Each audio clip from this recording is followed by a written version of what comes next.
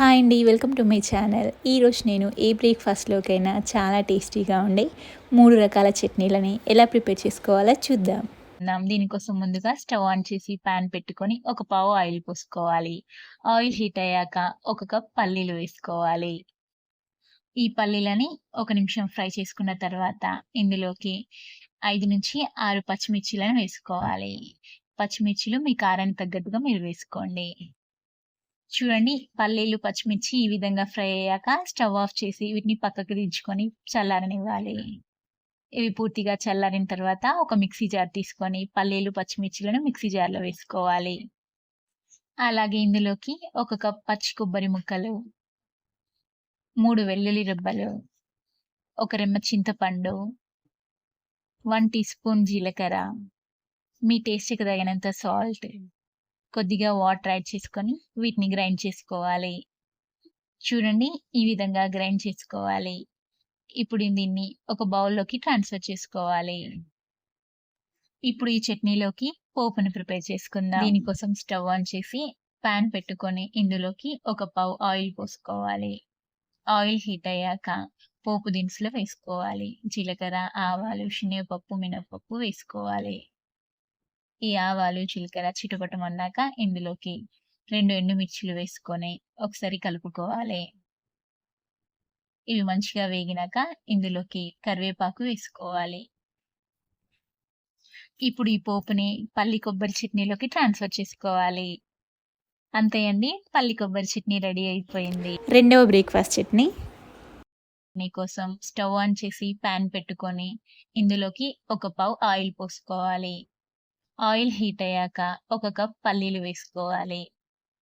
ఈ పల్లీలని ఒక నిమిషం ఈ విధంగా ఫ్రై అయ్యాక ఇందులోకి 4-5 పచ్చిమిర్చిలను వేసుకోవాలి. మీ కారానికి తగ్గట్టుగా మీరు వేసుకోండి. మంటని మీడియం టు లో ఫ్లేమ్‌లో అడ్జస్ట్ చేసుకుంటూ ఈ పల్లీలని, పచ్చిమిర్చిలని చక్కగా వేయించుకోవాలి. చూడండి, ఈ విధంగా వేయించుకున్నాక స్టవ్ ఆఫ్ చేసి ఈ పాన్‌ని పక్కకు పెట్టుకొని ఈ పల్లీలని పూర్తిగా చల్లారనివ్వాలి. చూడండి, ఈ విధంగా పూర్తిగా చల్లారిపోయాక వీటిని ఒక మిక్సీ జార్‌లోకి ట్రాన్స్‌ఫర్ చేసుకోవాలి.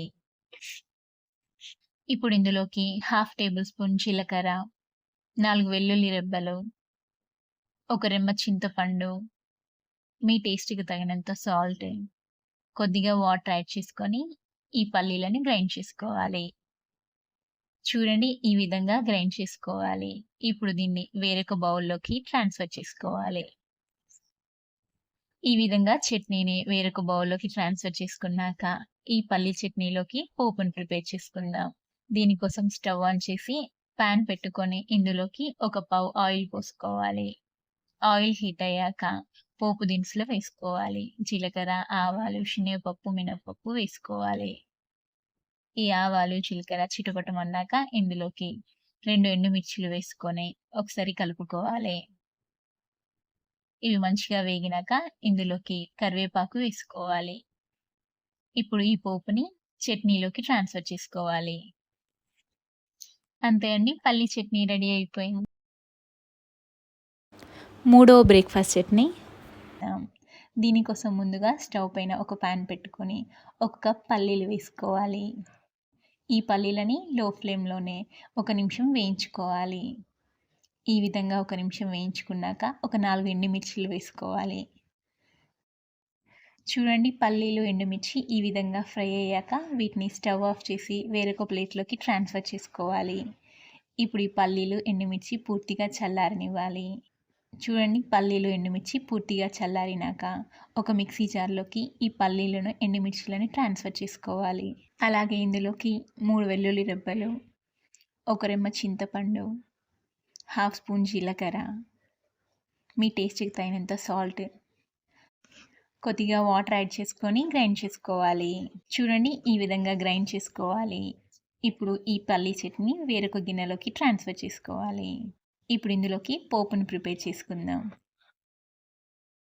పెట్టుకొని ఇందులోకి ఒక పావు ఆయిల్ పోసుకోవాలి.